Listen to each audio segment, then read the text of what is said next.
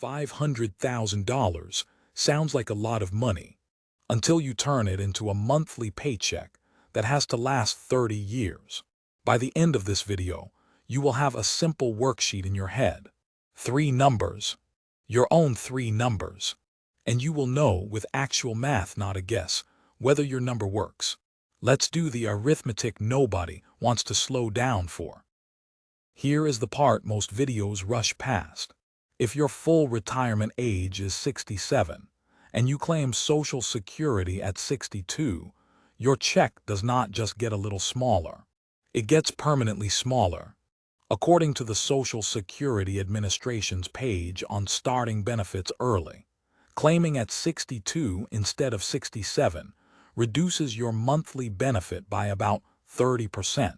Not 30% one time, 30% every single month for the rest of your life. So imagine a retiree who would have received $2,000 a month at 67. At 62, that same benefit drops to roughly $1,400 a month. That difference, $600 a month, is $600 your $500,000 now has to cover instead. Takeaway: before you touch your savings, know your real Social Security number at 62, not the number at 67. That gap is the first thing your $500,000 has to absorb.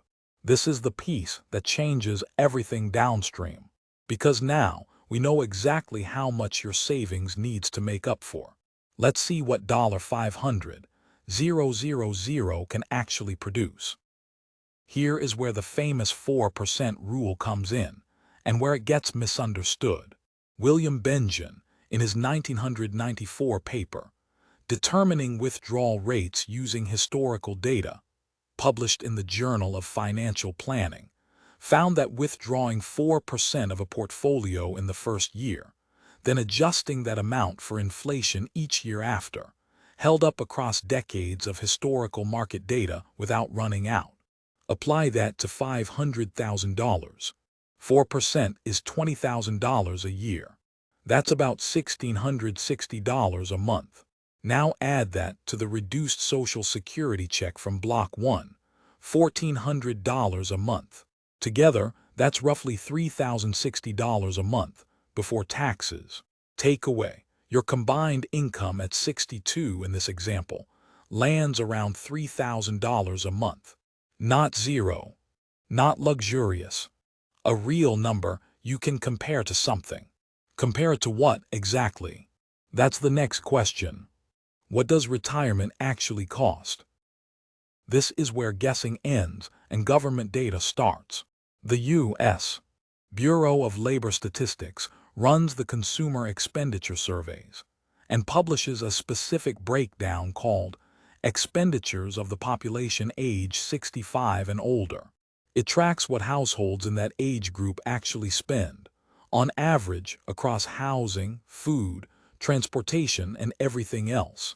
The exact figure shifts a little with each survey release, so check BLS.gov for the current year's number before you rely on it. But the structure of the data is what matters here. It lets you compare a real, measured average household, not a guess, against your own expected monthly number. Takeaway: pull the current BLS average for your household size, then hold it up next to the $3,000 a month from Block 2. That comparison, not a feeling, tells you if there's a gap. If there's a gap, does that mean $500,000 isn't enough? Not necessarily. There's a third factor that changes the whole equation, and it involves the IRS. Here's a wrinkle almost nobody plans for at 62 because it doesn't apply yet. But it will. If part of your $500,000 sits in a traditional IRA or 401(k), the IRS eventually requires you to start withdrawing a minimum amount each year, whether you need the money or not. This is covered in IRS publication 590B under required minimum distributions. Right now at 62, this doesn't affect you, but it means the withdrawal plan you build today needs to survive contact with a future rule that forces bigger withdrawals later, which can affect your taxes and how long the money stretches. Takeaway: if your $500,000 is mostly in a traditional IRA or 401k, read publication 590B once now, so the age where withdrawals become mandatory isn't a surprise later. Now let's put all three pieces together into something you can actually use this week. You don't need a financial degree to run this. You need three numbers. Check 1. Log into your Social Security account and find your actual estimated benefit at 62, not at 67. That's your real starting income number. Check 2. Take your own savings total. Apply the 4% starting point from Bengen's research and get your monthly withdrawal number. Add it to check 1. Check 3. Go to BLS.gov, find the current average spending for households age 65 and older, adjusted for your household size, and compare it honestly to your combined number from check 2. Takeaway: 3 checks, 10 minutes, and you'll know more about your real number than most retirement calculators tell you in 10 pages. Let's recap. Claiming at 62 instead of 67 can shrink your Social Security check by about 30% permanently. A 4% withdrawal on $500,000 gives you a real, calculable monthly number.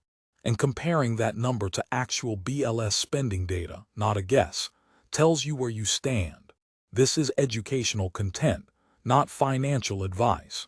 Every number here is a starting point for your own homework, not a recommendation for your specific situation. So here's a question worth sitting with. Have you actually pulled your real Social Security number at 62? Or are you still working off the number at 67? Tell me in the comments where your 3 checks landed.